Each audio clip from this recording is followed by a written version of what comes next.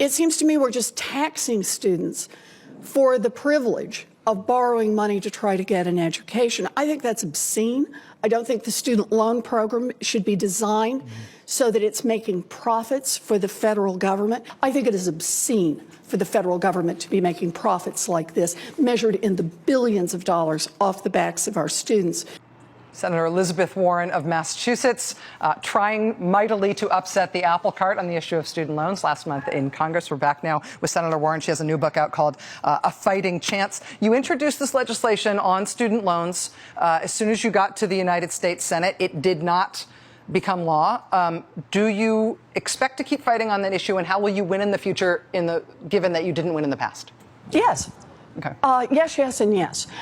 So it didn't pass, but we're going to introduce again next month.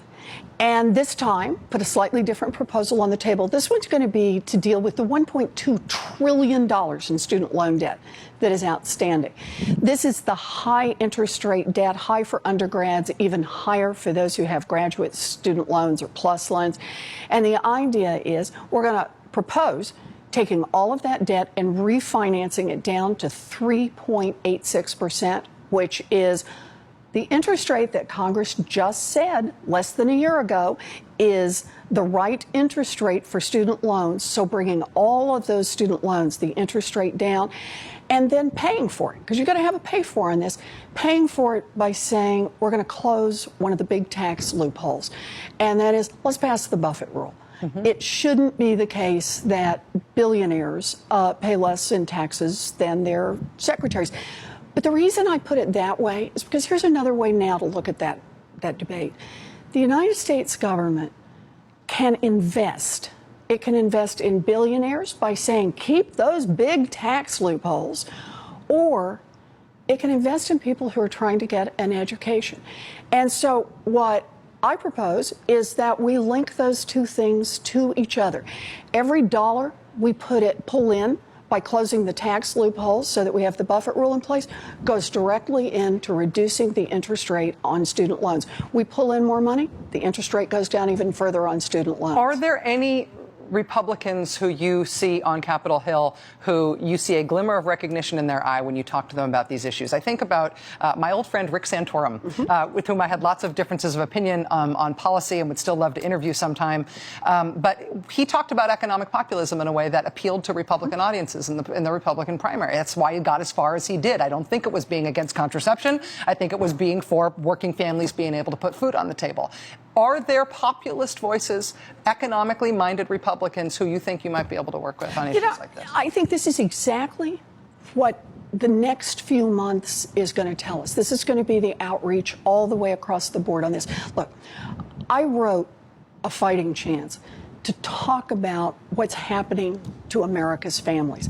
And I do it with a lot of very personal stories, kind of the behind the scenes and the fights we were in and what they were about, but also to talk about what's possible, to talk about the things we should be able to agree on and win on. And that's why I said, so I like this idea on student loans of saying, look, it's all about choices. Everybody wants to talk about choices. It's about choices. We can choose to support billionaires, or we can choose to support kids who are trying to get an education. The way that we spend our money as a country should reflect our values.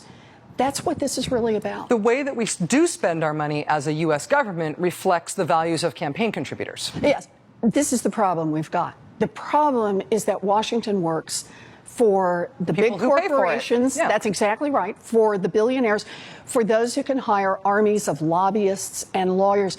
Their voices are heard everywhere in the halls of Congress. But what we have to remember is they have concentrated money, concentrated power on their side, and it shows up. It gives them great advantage. But what we have on our side, we have our voices and we have our votes. And as long as we stay active, as long as we stay engaged, we can win. Is your position right now in the United States Senate a satisfying place from which to make those arguments? The part of the reason I wanted to play that old tape of you was to embarrass you, but part of it was to show that you have been making this case in a different line of work as an academic and as an expert, and ultimately as an activist, before you ever got into the U.S. Senate. I think about joining the U.S. Congress as being the most frustrating thing in the world. No. Because it doesn't do anything. No. You're not frustrated. No. You know, I talk about in this book, I do a whole chapter about fighting to get the consumer agency, another chapter about setting it up. And sure, there were tons of frustration, but remember where we were just 4 short years ago. There was no agency out there to prevent the biggest financial institutions from cheating people on credit cards, on mortgages. We got together, and remember, the bank said we will kill that agency. In financial reform, I talk about it in the book, they were spending more than $1 million a day lobbying against financial reform.